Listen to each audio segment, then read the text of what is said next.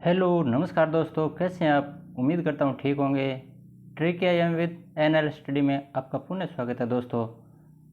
साथियों, जैसा कि हम भारत के भूगोल के बारे में पढ़ते आ रहे हैं और आज इसी क्रम में हम बिना किसी देरी के भारत में उर्वरक उद्योग के प्रमुख केंद्र और फिर इसी क्रम में हमारी जो अन्य परीक्षा की दृष्टि से जो सिलेबस में टॉपिक दिए हुए हैं उनका शेष जो भी मैटर है वो इस वीडियो में हम पूरा करने की कोशिश करेंगे। तो चलो शुरुआत करते हैं। सिंदरी, एक तो सुंदरी, एक सिंदरी। मैंने पीछे बताया था ना, सुंदरी सुंदरवन पश्चिम बंगाल वाले, वो तो वृक्ष होता है, और ये सिंदरी। सिंदरी उर्वरक उद्योग का प्रमुख केंद्र है। झारखंड में तलचर, ओडिशा में पानीपत, हरियाणा में दुर्गापुर, पश्चिम बंगाल में गोरखपुर, उत्तर प्रदेश में नांगल, पंजाब में बठिंडा, पंजाब में ट्राम्बे और थाल दोनों महाराष्ट्र में, अजरा गुजरात में, कल्लोल गुजरात में, कांडला गुजरात में, फूलपुर उत्तर प्रदेश में, आंवला उत्तर प्रदेश में, अमझोर बिहार में, बरौनी बिहार में, कोच्चि व उद्योग मंडल दोनों केरल में, सिलादीपुरा हमारे राजस्थान में, सीकर कुचामन वाला था ना पहले, ये सीकर में, और रामागुंडम तेलंगाना में, विजयपुर मध्य प्रदेश में। ये प्रमुख उर्वरक उद्योग से संबंधित केंद्र हैं। कई बार इनसे प्रश्न पूछा गया है, तो ध्यान रखना। इसी प्रकार एंटीबायोटिक अथवा औषधि निर्माण के प्रमुख केंद्र है, ये भी प्रश्न एक बार पूछा था। ऋषिकेश, हैदराबाद, गुरुग्राम, चेन्नई, मुजफ्फरपुर, पिंपरी जो कि पुणे में है, ये औषधि निर्माण के प्रमुख केंद्र हैं। ये किस प्रकार से पूछते हैं, ये प्रश्न पूछते हैं कोई तीन इन केंद्रों में से दे दिया और एक नाम और दे दिया, और बताइए निम्न में से कौन सा औषधि निर्माण का प्रमुख केंद्र नहीं है। इस प्रकार प्रश्न पूछते हैं। तो ये 4-5 हैं, याद रख लेना। भारत के प्रमुख राष्ट्रीय जलमार्ग, ये जलमार्ग वाला भी प्रश्न पूछा गया है। कुल राष्ट्रीय जलमार्ग 111 है। अंतर्देशीय जलमार्ग प्राधिकरण का मुख्यालय कहाँ है? नोएडा में। और क्रम राष्ट्रीय जलमार्ग हैं, उनकी संख्या तथा कहाँ से कहाँ तक और इनकी दूरी क्या है, किसी प्रकार से प्रश्न पूछ सकते हैं। तो नंबर 1 राष्ट्रीय जलमार्ग संख्या 1 इलाहाबाद से हल्दिया इनके बीच है, और गंगा तथा हुगली नदी है इनके बीच में। ये 1620 किलोमीटर का जलमार्ग है। दूसरा राष्ट्रीय जलमार्ग संख्या 2 सदिया से धुबरी, ये ब्रह्मपुत्र नदी क्षेत्र में है, 891 किमी। कितना? 891 किमी। और राष्ट्रीय जलमार्ग संख्या 3 कोल्लम से कोट्टपुरम, ये केरल की तटीय नहरें हैं। उन नहरों एक नहीं है, ये कई हैं, तट के समीपवर्ती तटीय नहरें हैं। वहाँ 205 किलोमीटर लंबा राष्ट्रीय जलमार्ग संख्या 3 है, कोल्लम से कोट्टापुरम। और जलमार्ग संख्या 4 आंध्र प्रदेश में गोदावरी, कृष्णा तथा तटीय नहरें हैं। इनमें 1095 किमी। ये सीधा न होकर, जैसे ये राष्ट्रीय जलमार्ग संख्या 4 है मान लेते हैं, तो ये इसकी शाखाएं ऐसे, ये कुल मिलाकर पूरा का पूरा कितना है? 1095 किमी। ओडिशा में पूर्वी तटीय नहर है ब्रह्मणी और महानदी के डेल्टा को जोड़ते हुए 23 किमी लंबा राष्ट्रीय जलमार्ग संख्या 5 है। इस बार भी पूरी संभावना है कि इनमें से प्रश्न पुट हो जाए। फिर जनसंख्या, यहाँ से हर परीक्षा में प्रश्न आता ही है, चाहे वो कंपटीशन की कोई भी परीक्षा हो। अगर भारत का भूगोल उस सिलेबस में है तो भारत की जनगणना कब हुई थी? 2011 में। और 2021 की जनगणना लॉकडाउन की वजह से प्रभावित हुई। कुल साक्षरता 2011 की जनगणना के अनुसार भारतीय कुल साक्षरता कितनी? 72.99%। कई बार ये 73% लिखा हुआ भी मिल जाता है। तो 73% या 72.99% कैसे भी याद रख लेना। ग्रामीण साक्षरता इनमें से 67.81%, शहरी साक्षरता 84.10%, पुरुष साक्षरता 80.90% या 82.14%। मैंने यहाँ 2 लिखे हैं, 2 बार। क्यों लिखे हैं? क्योंकि पीछे प्रश्न पूछा गया था, ये पुरुष साक्षरता 80.90 है, लेकिन 82.14 ऑप्शन में दिया हुआ था, 80.90 ऑप्शन में था ही नहीं। इसका मतलब है कि 2011 की जनगणना हुई थी, उसके प्रारंभिक आंकड़े, एक तो प्रारंभिक आंकड़े और एक अंतिम आंकड़े। तो अनंतिम और अंतिम, प्रारंभिक अर्थात अनंतिम। इस प्रकार प्रारंभिक और अनंतिम आंकड़े थे, इनमें फर्क है। अंतिम का उल्टा क्या होता है? अनंतिम।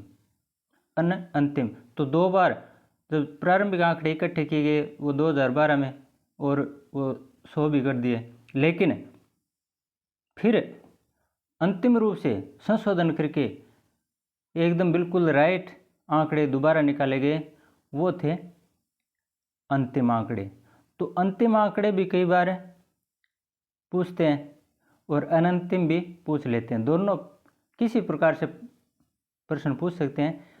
ये 82.14 दिया हुआ था ऑप्शन में, तो हमें 82.14 करना पड़ा। ये पुरुष साक्षरता 80.90 और 82.14 दोनों याद रख लो। वैसे ये 2 80 के आसपास हैं, 80, 81, 82 के।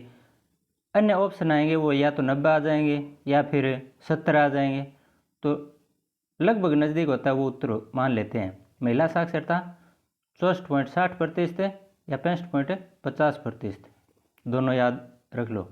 अवरोही क्रम में सर्वाधिक कुल साक्षरता वाले राज्य, सबसे ज़्यादा साक्षरता केरल में, नंबर 2 मिजोरम में, नंबर 3 गोवा में, नंबर 4 त्रिपुरा में, नंबर 5 है हिमाचल प्रदेश में। ये अवरोही क्रम में याद रखना है। फिर न्यूनतम साक्षरता, सबसे कम साक्षरता कहाँ पर है? बिहार में। उससे ज़्यादा अरुणाचल प्रदेश में। फिर राजस्थान में। राजस्थान का हमारा तीसरा स्थान है, नीचे से, ऊपर से नहीं है। पूरे देश में साक्षरता की हम बात करें तो नीचे की तरफ से तीसरा स्थान है राजस्थान का। झारखंड और आंध्र प्रदेश तो सबसे कम बिहार की साक्षरता है। हमें खुश होना चाहिए कि हम अंतिम पायदान पर तो नहीं पहुँचे, लेकिन शर्म भी आनी चाहिए कि अंतिम की ओर से हम तीसरे पायदान पे हैं। चलो, अब ऐसा नहीं होगा, हम कोशिश करेंगे समाज में जितने भी हैं उन सभी को पढ़ाने की और साक्षर बनाने की। दृढ़ संकल्प लेंगे तो नामुमकिन कुछ भी नहीं है। सर्वाधिक जनगणतव्य अवरोही क्रम में, जनगणतव्य सर्वाधिक कहाँ पर है? सबसे ज़्यादा बिहार में 1106। देखो प्रति वर्ग किलोमीटर कितने आदमी है वहाँ? 1106, 1106, कमाल का है। पश्चिम बंगाल में 1028 और केरल में 860। तो नंबर 1 पे बिहार, दूसरा पश्चिम बंगाल और तीसरा केरल। न्यूनतम जनगणतव्य, सबसे कम जनघनत्व में अरुणाचल प्रदेश वहाँ सिर्फ 17 मात्र 17 प्रति वर्ग किलोमीटर जनसंख्या है, और मिजोरम में 52, सिक्किम में 86। इसका मतलब एक तो साफ हो गया कि हमारा जो उत्तर पूर्वी भारत है वहाँ सप्तभगिनी जो राज्य हैं उनमें जनसंख्या घनत्व कम है। सर्वाधिक जनसंख्या अवरोही क्रम में सबसे अधिक जनसंख्या उत्तर प्रदेश की है। हाँ, घनत्व बिहार का जरूर है, लेकिन सबसे अधिक जनसंख्या उत्तर प्रदेश की है। दूसरे नंबर पे महाराष्ट्र, तीसरे नंबर पे बिहार, चौथे नंबर पे पश्चिम बंगाल और 5वें नंबर पे आंध्र प्रदेश। उत्तर प्रदेश, महाराष्ट्र, बिहार, पश्चिम बंगाल और आंध्र प्रदेश। ठीक इसके विपरीत न्यूनतम जनसंख्या बढ़ते क्रम में, आरोही क्रम अर्थात बढ़ते क्रम में हम देखें तो सबसे कम सिक्किम में, फिर मिजोरम में, फिर अरुणाचल प्रदेश में, फिर गोवा में और फिर नागालैंड में। ये न्यूनतम जनसंख्या वाले राज्य हैं। सिक्किम, मिजोरम, अरुणाचल प्रदेश, गोवा और नागालैंड। सर्वाधिक लिंगानुपात केरल में। सबसे शिक्षित केरल, तो सर्वाधिक लिंगानुपात भी केरल में है। इसलिए कहते हैं कि अगर शिक्षित बनेंगे तो ये जो अभिशाप हैं ये कम लिंगानुपात वाले या ऐसे भी अन्य उन सब की छुट्टी हम आराम से कर सकते हैं। लेकिन इसके लिए हमें शिक्षित बनना पड़ेगा, हमें खुद को शिक्षित बनना पड़ेगा तथा समाज को भी शिक्षित बनाना पड़ेगा दोस्तों। और अगर ये संकल्प ले लें तो ये कोई नामुमकिन भी नहीं है। अगर हम एक व्यक्ति एक दूसरे अशिक्षित को अगर शिक्षित बना दे तो देखिए, अगर 10 व्यक्ति शिक्षित हैं और वो संकल्प ले लें तो 10 और शिक्षित हो जाएंगे, उनकी वजह से 20 हो गए। बस इसी प्रकार से साक्षर बनता है देश। तो हमें सद्विचार, शिक्षा इनको बांटना चाहिए, हमें माहौल को बढ़िया बनाना चाहिए। न्यूनतम लिंगानुपात हरियाणा 879। सबसे कम लिंगानुपात कहाँ का है? हरियाणा का है। इस पर मैं कुछ नहीं कहूँगा, आप खुद विचार कर लेना। धार्मिक संगठन यहाँ मेरे कहने का मतलब मैं टिप्पणी नहीं करूँगा हरियाणा के प्रति, आप खुद सोच लेना इतना कम लिंगानुपात क्यों है। 879 न्यूनतम लिंगानुपात है भारत का।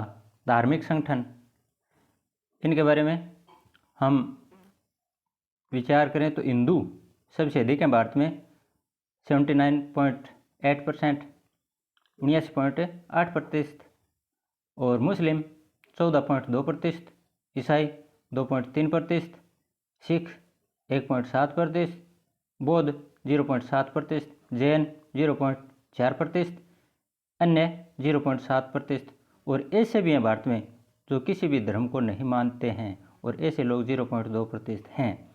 और प्रश्न किस प्रकार से आ सकता है, ये मत सोचना कि हिंदू मुस्लिम ये पूछेंगे। प्रश्न यहाँ से उठाया जाता है ज़्यादातर। ये 4-5 ऑप्शन है ना लास्ट में, ईसाई, सिख, बौद्ध, जैन, इनको अवरोही क्रम में, आरोही क्रम में किसी प्रकार से पूछ सकते हैं। इनको क्रम से व्यवस्थित कीजिए कि भारत में जनसंख्या इस धर्म को मानने वाले ज़्यादा हैं, कम हैं, किस प्रकार हैं। तो ये याद रखना, मैं सब इन चारों में सबसे ज़्यादा ईसाई, फिर सिख, फिर बौद्ध और फिर जैन। उम्मीद करता हूँ समझ गए होंगे।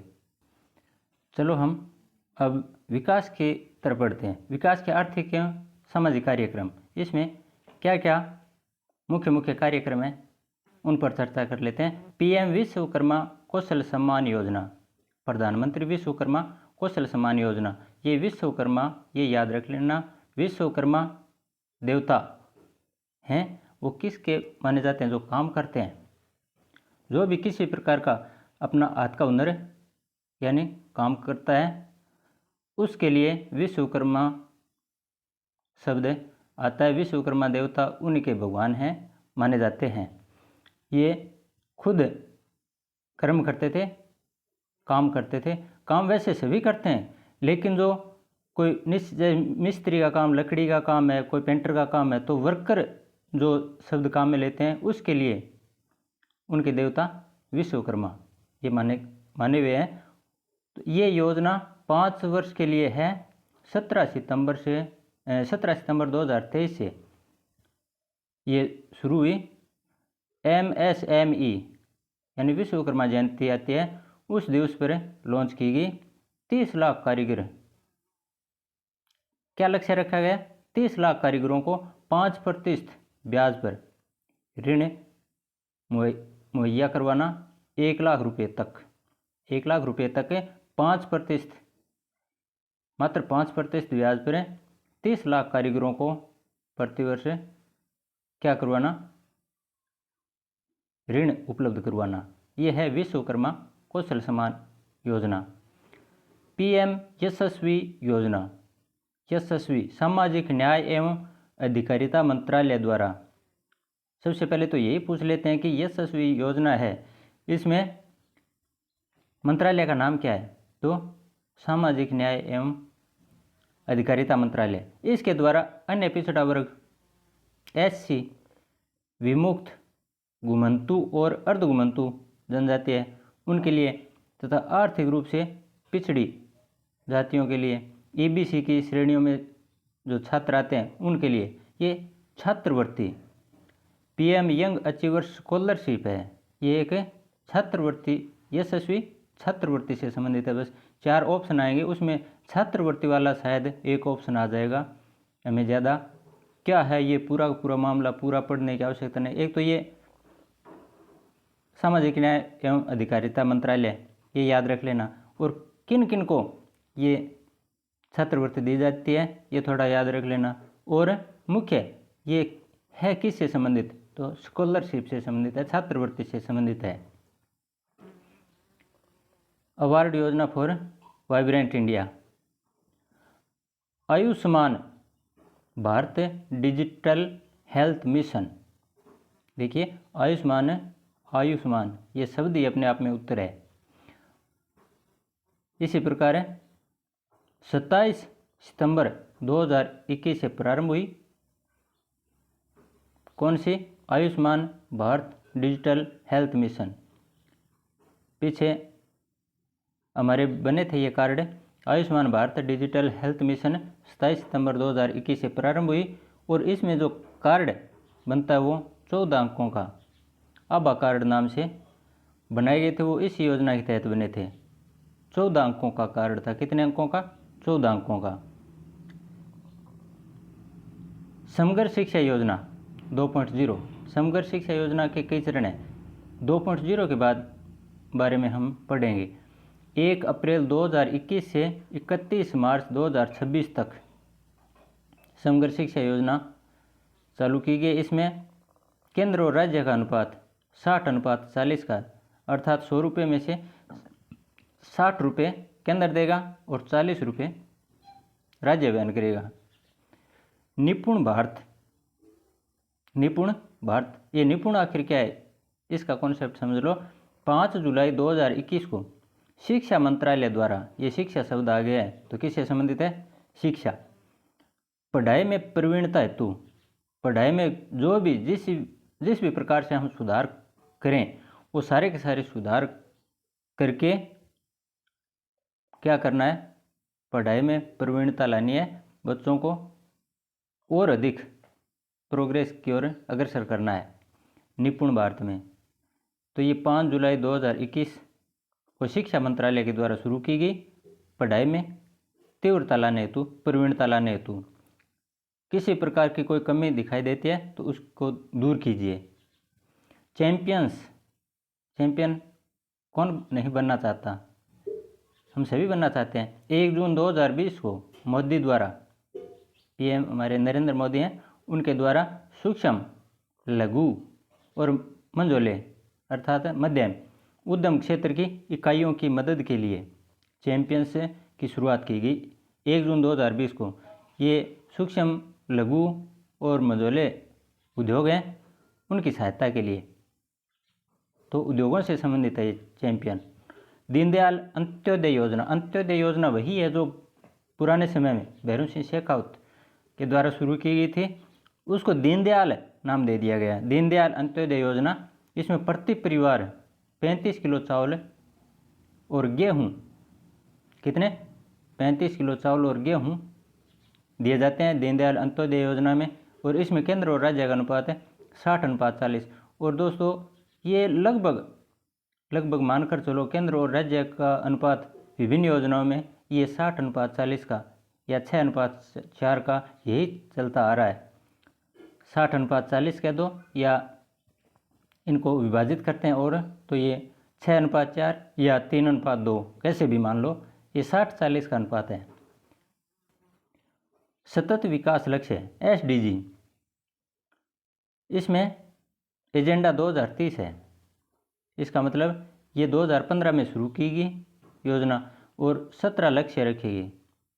ये अलग अलग जिलों के अलग अलग लक्ष्य के आधार पर कुल 17 लक्ष्य रखे गए हैं। 2030 तक इसे पूरा करना है। तो 2015 में हमारे PM मोदी जी बने थे, उस समय से शुरू करके ये SDG चल रही है। 2030 तक ये पूरा करना है, लक्ष्य हासिल करना है। लक्ष्य कुल कितने हैं? 17 हैं इसमें।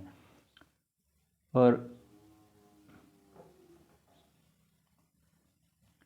PM कुसुम योजना, कुसुम है, कुसुम से शायद आप समझ गए होंगे, सौर ऊर्जा आधारित पंप, सौर ऊर्जा से संबंधित कुसुम योजना है। लेकिन कई बार ऑप्शन में सौर ऊर्जा ऐसे सभी ऑप्शनों में देते हैं, लेकिन सौर ऊर्जा आधारित चूल्हे नाम दे दिया, सौर ऊर्जा आधारित बल्ब नाम दे दिया, लेकिन ये है पंप से संबंधित। पंप खेतों में पानी लगाते ना, वो पंप, उनसे संबंधित कुसुम योजना है। अक्षय योजना, ये भी सौर ऊर्जा से संबंधित है। 2002 में केरल में शुरू की गई थी अक्षय योजना। जल जीवन मिशन ये काफ़ी लंबे समय से चलता आ रहा है। प्रत्येक ग्रामीण, इसके अलग अलग नाम दे दिए जाते हैं और फिर नए सिरे से दोबारा शुरू करते हैं। तो ये जल जीवन मिशन, इसकी शुरुआत कब की गई? ये प्रत्येक ग्रामीण परिवार को 2024 तक घरेलू नल कनेक्शन से पीने योग्य पानी की आपूर्ति करने के लिए ये जल जीवन मिशन शुरू किया गया। जल जीवन मिशन है, ये बहुत पहले योजना शुरू की गई थी, लेकिन इसका मुख्य जो प्रश्न बनने लायक है अब कि ये कब तक प्रत्येक घर में, हमारे कई गांवों में तो लाइनें बिछाई हुई हैं, लेकिन पानी अब नहीं आ रहा क्योंकि भ्रष्टाचार की भेंट चढ़ चुके हैं। लेकिन हमें भ्रष्टाचार वाला मामला याद नहीं करना, हमें पेपर में किस प्रकार से प्रश्न पूछ सकते हैं वो याद करना है। कई गाँवों में तो इस योजना के तहत पानी आ रहा है, लेकिन बहुत से गाँव हैं जहाँ लाइनें बिछा दी गई हैं, पानी अभी तक नहीं पहुँचा है। जो भी मंत्री थे इससे संबंधित थे, उन्होंने घोटाला कर दिया और वो मामला बंद का बंद पड़ा है, बंद बक्से में। प्रत्येक ग्रामीण परिवार को 2024 तक पानी उपलब्ध करवाना, ये इसका मिशन था, लक्ष्य था। साक्षरता मिशन की शुरुआत कब से की गई थी? 1988 में। विश्व व्यापार संगठन WTO हमला हुआ था ना एक बार टावर पर, तो वो 1995 में शुरुआत हुई थी। ओसामा बिन लादेन के समय ये हमला हुआ था। तो विश्व व्यापार संगठन है WTO, वर्ल्ड ट्रेड ऑर्गेनाइजेशन, इसकी शुरुआत है कहाँ? स्विट्जरलैंड में 1995 में। भारत गौरव रेल का मुख्य उद्देश्य क्या है? कौन सी रेल है? रेल तो बहुत है, लेकिन गौरव रेल, भारत गौरव रेल है, इसका मुख्य उद्देश्य क्या है? घरेलू पर्यटन को प्रोत्साहन देना।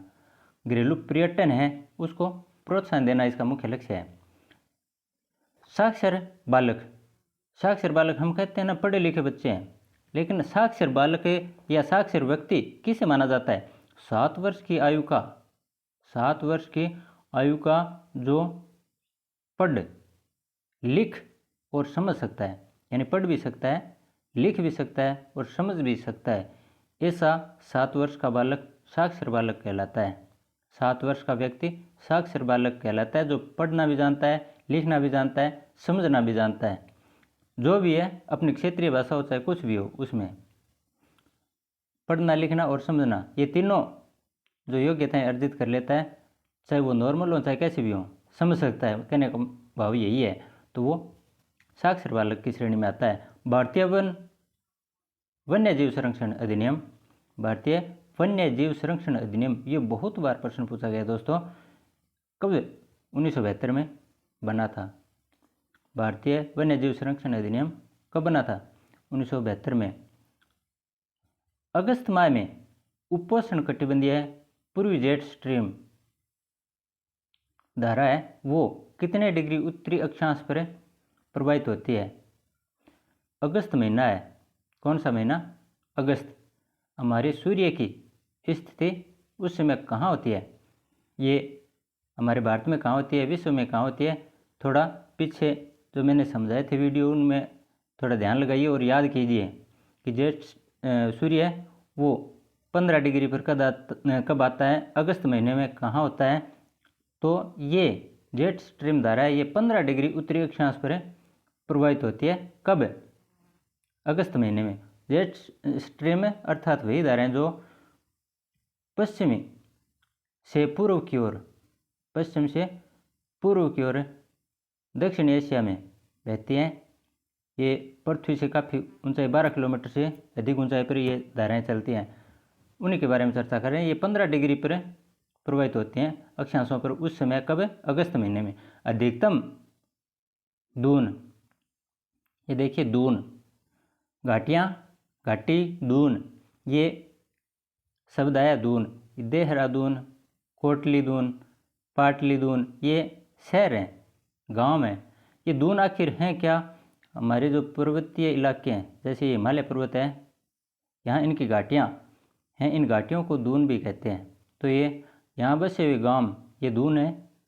घाटियों में उत्तराखंड में विशेष रूप से देहरादून, कोटली दून, पाटली दून, अन्य भी इसी प्रकार के अन्य दून भी हो सकते हैं। ये हिमाचल है व शिवालिक की पहाड़ियाँ हैं, उनके बीच में ज़्यादातर पाए जाते हैं। कहाँ पाए जाते हैं? हिमाचल की पहाड़ियाँ और शिवालिक की पहाड़ियाँ, इनके बीच। कैंसर रोधी औषधि, हमारे भारत में एक ऐसा पौधा है जो पूरे विश्व में कैंसर रोधी औषधि बनाने में सबसे प्रमुख रूप से उपयोग में लिया जाता है। उस पौधे का नाम क्या है? ये प्रश्न पूछा हुआ है दोस्तों। हिमालयन यव, हिमालय में होने वाला यव यानी हिमालयन यव है। इस पौधे से कैंसर रोधी औषधि बनाई जाती है। सुनहरा रेशा किसे कहते हैं? जूट को, जो पश्चिम बंगाल वाले इलाके में होता है ना। अंग्रेज ईस्ट इंडिया कंपनी आई थी तो इस जूट को बहुत महत्व बढ़ गया था। सुनहरा रेशा कहाँ? पश्चिम बंगाल में। और जूट को कहते हैं लोह ऐसक पेटी। लोह इस्पात केंद्रों के बारे में हम पढ़ चुके हैं, लेकिन लोह इस ऐसक क्या होता है? ऐसक जो मटेरियल रोड गोड वाला मामला, जिनमें से फिर सांद्रण करके या जैसे भी है उनको फैक्ट्री में ले जाकर फिर उनमें से धातु को अलग किया जाता है। जो कचरा होता है उसको अलग, मिट्टी कंकड़ पत्थर है उनको अलग किया जाता है और धातु को अलग निकाल लिया जाता है। तो वो सारा का सारा मिला हुआ कंकड़ पत्थर मिट्टी वगैरह वगैरह कोई किसी प्रकार का उसमें मिश्रण है, उस मिश्रण को हटाकर मिश्रण सहित जो मामला वो ऐसा कहलाता है। और जब मिश्रण को अलग कर दिया जाता है, मिश्रण में से धातु को निकाल ली जाती है, तब वो बिल्कुल शुद्ध लोहा आता है। तो ये पूरा मिला हुआ मिश्रण रूप वो पेटी पूछ रहे हैं। तो लोह ऐसक पेटी समूह कहाँ है? सिंहभूम। ये सिंहभूम क्षेत्र है, ये झारखंड में, झारखंड में आता है सिंहभूम। बेलाडीला छत्तीसगढ़ में और नेल्लोर आंध्र प्रदेश में, मयूरभंज उड़ीसा में। इस प्रकार अन्य भी बहुत से हैं, लेकिन ये मुख्य रूप से पेपरों में घूम फिर के यहाँ से प्रश्न पूछ लेते हैं। 4 मुख्य याद रखने हमें। सिंहभूम किससे संबंधित है? लोह ऐसक पेटी से। और किस राज्य में? झारखंड में। बेलाडीला किससे संबंधित है? छत्तीसगढ़ में। और किससे संबंधित है? लोह ऐसक से। तो इस प्रकार याद कर लेना। वन और संबंधित वृक्ष, कई बार ये भी प्रश्न पूछ लिया जाता है कि उष्णकटिबंधीय सदाबहार वन हैं, उनमें मुख्य वृक्ष कौन सा है? तो उष्णकटिबंधीय सदाबहार वन, सदाबहार का नाम आते ही वे वन जहाँ किसी प्रकार की कटाई नहीं कर सकते, जैव विविधता ज़्यादा पाई जाती है, वर्षा ज़्यादा होती है 200 सेमी से अधिक वार्षिक, तो उन इलाकों में कौन से वृक्ष? महोगनी ये पाया जाता है। उष्णकटिबंधीय पर्णपाती वन वही जो हमारे भारत में सबसे ज़्यादा मिलते हैं। ये इनका मुख्य वृक्ष क्या है? साल। 100 से 200 सेमी के बीच यहाँ वर्षा होती है। तो यहाँ मुख्य वृक्ष क्या है? साल। पर्वतीय वन, यहाँ मुख्य वृक्ष सप्रूस। मैंग्रोव वनस्पति में ताड़, मुख्य वृक्ष है ताड़ का। कयाल क्या है? मालाबार तट। मालाबार तट और दूसरा कौन सा? कोरोमंडल तट। तो कोरोमंडल तट है वो थोड़ा छिछला है, जैसे ये भारत का पूर्वी तट है, इसको तो बोलते हैं कोरोमंडल तट। और ये पश्चिमी घाट है, यहाँ ढाल है, एकदम सीधा खड़ा ढाल है इस पश्चिमी घाट पे। और यहाँ क्या है? थोड़ा छिछला है। यहाँ से नदियाँ आती हैं, चाहे गंगा ब्रह्मपुत्र जो भी कोई भी नदी आती है, वे डेल्टा बनाती है। यहाँ समुद्र में काफ़ी दूरी तक अपने साथ लाने वाली मिट्टी है उसको फैला देती हैं, तो ये तो डेल्टा बन गया। और ये कयालम, ये मालाबार तट पर इस साइड में बनते हैं। ताप्ती नदी है वो ब्रह्मस, मुख्य नदियाँ दो हैं जो इस तरफ आती हैं, तो ये नदियाँ इस साइड में आती हैं और इस साइड में ही कयाल बनते हैं पश्चिम घाट की तरफ। वर्षीय छाया प्रदेश, ये भी देखो यहाँ पश्चिम घाट के इस वाले इलाके में भारी वर्षा हो जाती है। पश्चिम मानसून जब आता है, दक्षिण पश्चिम मानसून, तो वो इन पहाड़ों से, घाट की जो पश्चिम घाट की पहाड़ियाँ, इनसे टकरा के यहाँ वर्षा करता है। बहुत अधिक वर्षा होती है, जैव विविधता ज़्यादा पाई जाती है। और यहाँ वर्षा मानसूनी पवनें टकरा के रुक गई, लेकिन इसका जो पीछे का इलाका है इस साइड में, यहाँ मानसूनी हवाएं पहुँच नहीं पाती हैं, यानी पीछे रह जाती हैं। पवन विमुखी भाग कहते हैं इसे। तो ये जहाँ वर्षा नहीं पहुँच पाती है, वृष्टि छाया, यानी छाया आ गई इस साइड में। ये तो बिल्कुल सामने था पवनमुखी, ये पवन विमुखी भाग हो गया, इसको बोलते हैं पवन विमुखी भाग। टेगा वन, कोणधारी वन, बर्फीले इलाकों में जब बर्फ गिरती है तो वृक्ष की प्रकृति उसके साथ अनुकूलन बनाने के लिए, पेड़ है उस पेड़ की आकृति भी इसी प्रकार की होती है। यहाँ ऐसे पेड़ बनते हैं ये बर्फीले इलाकों में। तो ये कोणधारी वन कहलाते हैं, क्योंकि बर्फ जब इनके ऊपर गिरती है तो वो नीचे ऐसे आ जाती है, ये नीचे की तरफ आ जाती है, इन पर ज़्यादा असर नहीं होता। तो इन वनों को बोलते हैं कोणधारी वन। उच्च तापमान और भारी वर्षा वाले क्षेत्रों में विकसित मृदा कौन सी होती है? लेटेराइट। ज़्यादा वर्षा होती है वहाँ कौन सी मृदा पाई जाती है? लेटेराइट। उत्तर दक्षिण गलियारा किन को जोड़ता है? श्रीनगर और कन्याकुमारी को। कन्याकुमारी भारत का दक्षिणी क्षेत्र, दक्षिणी बिंदु, और श्रीनगर उत्तरी बिंदु, इनको जोड़ने वाला जो गलियारा है उसको बोलते हैं उत्तर दक्षिण गलियारा। इसी प्रकार पूर्व पश्चिम गलियारा, ये भी मुंबई और कोलकाता को जोड़ता है। पूर्व पश्चिम गलियारा मुंबई और कोलकाता को जोड़ने वाला। तो ये याद रखना। नकारात्मक जनसंख्या वृद्धि किस दशक में हुई थी? भारत की नकारात्मक जनसंख्या वृद्धि दर है वो 1911 से 2021 में। 1911 से 2021 गलत बोल गया, 1911 से 1921 के बीच का जो समय, दशक की कह रहा हूँ, 1911 से 1921 के बीच के 10 वर्षों में नकारात्मक जनसंख्या वृद्धि रही थी। इसका कारण वो कभी अलग बताएंगे, क्योंकि इसमें प्रथम महायुद्ध भी हुआ था, महामारियाँ भी चली थी, आंदोलन भी हुए थे विश्व में, और भारत भी इनकी चपेट में आया था। खैर हाँ, 2011 की जनगणना के अनुसार प्रश्न कई बार पूछ भी लें, क्या पता। नागालैंड राज्य है, इसकी जनसंख्या वृद्धि दर नेगेटिव रही थी नागालैंड की। भारत में सर्वाधिक पुराना लोहा इस्पात कारखाना कहाँ है? कौन सा है? टिस्को। भारत में सर्वाधिक पुराना लोहा इस्पात कारखाना कौन सा है? टिस्को। टिस्को समझ गए ना, याद रख लेना। इसको नहीं, टिस्को, इसको अलग है। उत्तर से दक्षिण की ओर भूआकृति, जब उत्तर से दक्षिण की तरफ बढ़ते हैं तो सबसे पहले हमने पढ़ा था नदियाँ गिरती हैं अपने साथ बड़े बड़े कंकड़ पत्थर लाते हैं। ये उत्तर इलाका, ये नीचे का, तो ये तो हो गया भाबर। फिर यहाँ से छोटे कंकड़ पत्थरों में नदी पुनः दिखाई देती है, ये तराई। फिर बांगर अलग रह गया क्योंकि वहाँ तो पहले नदी बहती थी, कभी बाढ़ आती है ज़्यादा उफान पे तब वहाँ पानी पहुँचता है, तो वो तो अलग हो गया। यहाँ खादर, जहाँ नदियाँ अब वर्तमान में बह रही हैं, जलोढ़ मिट्टी लेके आ रही हैं, तो वो खादर वाला इलाका। फिर ये नदियाँ समुद्र में जाकर गिरती हैं। कहाँ? समुद्र में।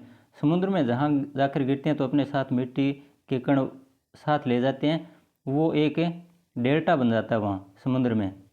तो वो सबसे पहले भाबर, फिर तराई, फिर खादर और डेल्टा, इसी क्रम में ये उत्तर से दक्षिण की ओर बुआ करती है।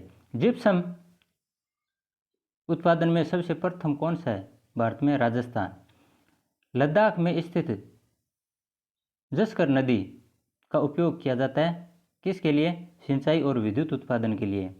रबी फसलें शीतकाल में होती हैं, जबकि खरीफ फसलें ग्रीष्मकाल में।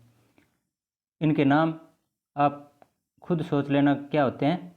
हम, क्योंकि कृषि प्रधान देश है हमारा, और जो बाजरा है, मोठ है, ये ग्वार, बाजरा, मोठ, मूंग, ये तो सारे के सारे खरीफ में, जबकि चना, गेहूँ ये रबी की फसलें हैं। नदी का आंतरिक प्रवाह है पुनः प्रकट होता है तराई में, ये चर्चा कर ही चुके हैं।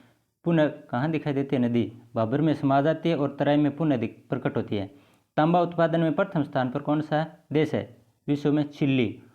ऊर्जा के प्रकार, ऊर्जा कई प्रकार की होती है, तो ऊर्जा का नाम और ऊर्जा किस प्रकार की ऊर्जा है ये बताना हमें। भूतापीय ऊर्जा, भूतापीय और तापीय दो प्रकार की होती है। भूतापीय तो जमीन से, जमीन के अंदर की जो गर्मी है उससे प्राप्त की जाती है, जमीन अंदर से बहुत गर्म है और यंत्रों द्वारा, ये पृथ्वी गोल है, पृथ्वी के अंदर गर्म मामला है, तो वो गर्मी जब हम यंत्रों की सहायता से प्राप्त करते हैं, ऊपर लेकर आते हैं, तो ये तो हो गई भूतापीय जमीन वाली।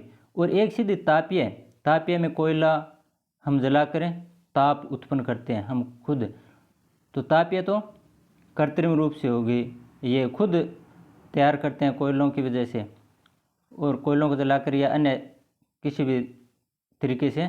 लेकिन भूतापीय ये ज़मीन के अंदर से लाते हैं, तो ये ज़मीन के अंदर की गर्मी कभी समाप्त नहीं होगी, तो ये तो हमेशा क्या होती है, उत्पन्न होती रहती है और नई बनती रहती है, इसमें कोई दिक्कत नहीं है, कभी ख़त्म नहीं होगी भूतापीय। जबकि ये कोयले ख़त्म हो जाते हैं तो तापीय ऊर्जा ख़त्म हो सकती है, जबकि भूतापीय ख़त्म नहीं होने वाली, तो इससे तो बोलते हैं नवीकरणीय, भूतापीय को नवीकरणीय और गैर परंपरागत। जबकि तापीय ये परंपरागत रूप से चली आ रही है, ये ख़त्म भी हो जाएगी, तो ये परंपरागत होगी। और अनवीकरणीय या गैर नवीकरणीय, गैर परंपरागत कौन से है? ये गैर परंपरागत है, और ये परंपरागत है। जबकि नवीकरणीय कौन से है? ये अनवीकरणीय, यानी जिसका पुनः निर्माण नहीं हो सकता, कोयला जलने के बाद उसका पुनः निर्माण नहीं हो सकता, तो ये क्या होगी? अनवीकरणीय। जबकि ये बार बार बनती रहती है, चाहे कितनी खर्च करो कोई दिक्कत नहीं है, ये नवीकरणीय है। उम्मीद करता हूँ आप समझ गए होंगे। तापीय ये परंपरागत है और अनवीकरणीय, तापीय दोबारा नहीं बन सकती, कोयला जलने के बाद पुनः नहीं जलाया जा सकता, तो ये अनवीकरणीय है। पेट्रोलियम ये भी परंपरागत है और अनवीकरणीय है। जल विद्युत ये परंपरागत लेकिन नवीकरणीय है। जल विद्युत है, जल ऊपर से गिरता है, यहाँ टरबाइन रख दी जाती है, टरबाइन घूमती है तो बिजली उत्पन्न होती है। बिजली उत्पन्न जल ऊपर से गिरने से होती है। तो जल समुद्र से गिराया जाता है या जहाँ भी जैसे भी है किसी झरने से, तो जल तो समुद्र से अगर गिराया जाता है तो समुद्र से जल कभी ख़त्म नहीं होगा, ये तो हमेशा चाहे कितना जल गिराओ ये टरबाइन हमेशा घूमती रहेगी, बिजली उत्पन्न होती रहेगी। ये जल यहाँ से गिरा समुद्र में गया, फिर वापस गिराया समुद्र में, फिर वापस झरने के रूप में, ऐसे चाहे वर्षा का रूप ले लो, चाहे कोई भी है, ये झरने चलते रहते हैं। तो ये नवीकरणीय है। प्राकृतिक गैस परंपरागत है जबकि अनवीकरणीय है। ज़मीन से निकालते हैं तो गैस का भंडार ज़मीन में कितना होगा, कभी ना कभी ख़त्म होना पड़ेगा, कोयले को भी खत्म होना पड़ेगा। सौर ऊर्जा ये भी गैर परंपरागत है और नवीकरणीय है।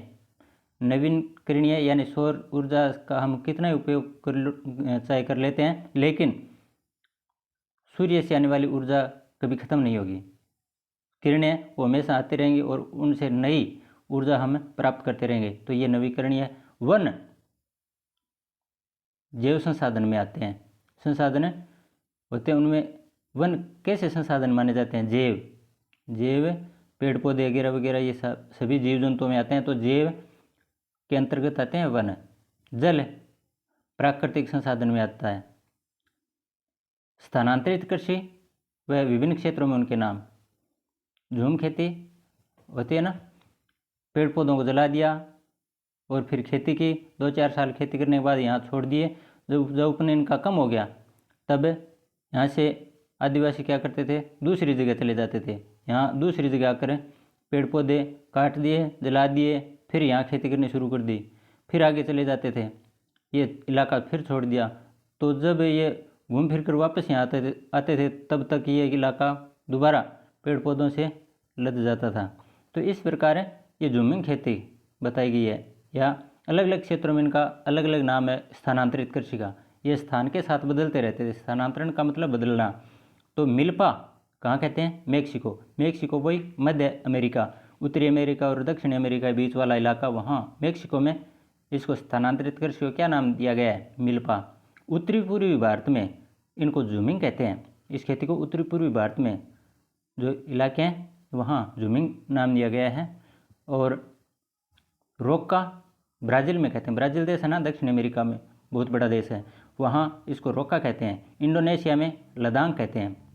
इंडोनेशिया में क्या कहते हैं? लदांग। वालरा दक्षिण पूर्वी राजस्थान में, हमारे राजस्थान में दक्षिण पूर्वी इलाका है, वहाँ वालरा नाम से इसे पुकारते हैं।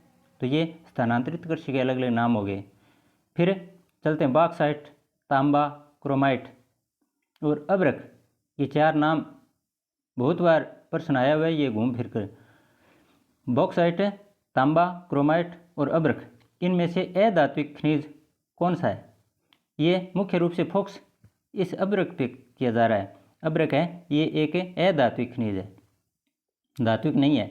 बस यही दर्शाने के लिए ये 3 नाम और जोड़ दिए। तो अब्रक क्या है? एक अधात्विक खनिज है, याद रखना। जबकि क्रोमाइट धात्विक खनिज है, बॉक्साइट भी धात्विक खनिज है। तांबा में पता ही है, बॉक्साइट और क्रोमाइट दोनों धात्विक खनिज हैं, जबकि अब्रक अधात्विक है। सतत पोषणीय विकास संबंधित है। सतत पोषणीय विकास संबंधित है संसाधनों के संरक्षण से। संसाधन जो भी हैं वो संरक्षित करने। संसाधन का मतलब होता है कोई, जैसे जमीन के अंदर कोयला पड़ा है, जमीन में कोयला पड़ा है, वो कोयला है लेकिन उसको संसाधन के रूप में हम नहीं बोल सकते, क्योंकि वो पड़ा है, उसको काम में नहीं लिया गया। तो जब उसको निकाल कर काम में लेंगे तब वो एक संसाधन बन जाएगा। कोयला क्या बन जाएगा? संसाधन बन जाएगा। लेकिन जब तक इसका उपयोग नहीं करेंगे तब तक वो एक संसाधन नहीं कहलाएगा। तो सतत पोषणीय विकास किससे संबंधित है? इन संसाधनों के संरक्षण से संबंधित है। गहन निर्वाह कृषि। कृषि के कई प्रकार होते हैं। एक होती है गहन निर्वाह कृषि। ये सबसे अधिक कहाँ प्रचलित है? मानसूनी प्रदेश में। मानसून ज़्यादा आता है, वहाँ ज़्यादा कृषि होती है। मानसूनी इलाके में गहन कृषि, निर्वाह कृषि प्रचलित है। विश्व की छत किसको कहते हैं? पामीर का पठार। सुंदरी दलदल में पाया जाने वाला एक वृक्ष है। सिंदरी, दोनों में फर्क देख लो। सुंदरी तो है वृक्ष, जबकि सिंदरी है एक केंद्र, रासायनिक उर्वरक उत्पादन हेतु एक प्रसिद्ध केंद्र है, औद्योगिक केंद्र है सिंदरी। जबकि सुंदरी वृक्ष है। दर्रा तथा संबंधित राज्य, हमारे भारत में कुछ दर्रे हैं उनसे संबंधित, जैसे बोमडीला अरुणाचल प्रदेश में बहने वाला जाने वाला एक दर्रा, सॉरी बहने वाला नहीं, उत्तर प्रदेश का एक दर्रा है बोमडीला। दर्रा क्या कहते हैं? संकरी पट्टी होती है पहाड़ों के बीच में से गुजरने के लिए। इस साइड में पहाड़, इस साइड में पहाड़, बीच में से लोगों ने इधर से इधर आने के लिए एक पगडंडी बना ली। इन पैदल चलने के लिए या वाहनों से चलने के लिए, वो तो उन पर खुद पर निर्भर करता है, लेकिन इस पहाड़ के इस ओर से उस ओर पार जाने के लिए एक संकरा रास्ता बना लिया, यही दर्रा कहलाता है। तो बोमडिला दर्रा अरुणाचल प्रदेश में, नाथुला दर्रा सिक्किम में, पालघाट केरल में। ये अलग अलग दर्रे मुख्य, ये नाथुला याद रखना आपने। क्षारीय मिट्टी का समाधान। मिट्टी दो प्रकार की होती है, लवणीय मिट्टी, क्षारीय मिट्टी, अम्लीय मिट्टी होते हैं ना ऐसे। तो क्षारीय मिट्टी के उपचार के लिए, क्षारीय मिट्टी को उसमें क्षारीयता कम करने के लिए किसका उपयोग किया जाता है, उसमें छिड़काव किया जाता है जिप्सम का, जिप्सम मिलाया जाता है। तो खारी जीप याद कर लो, खारी जीप, खारी अर्थात क्षारीय, जीप जिप्सम। रॉक फॉस्फेट लवणीय मात्रा को कम करता है।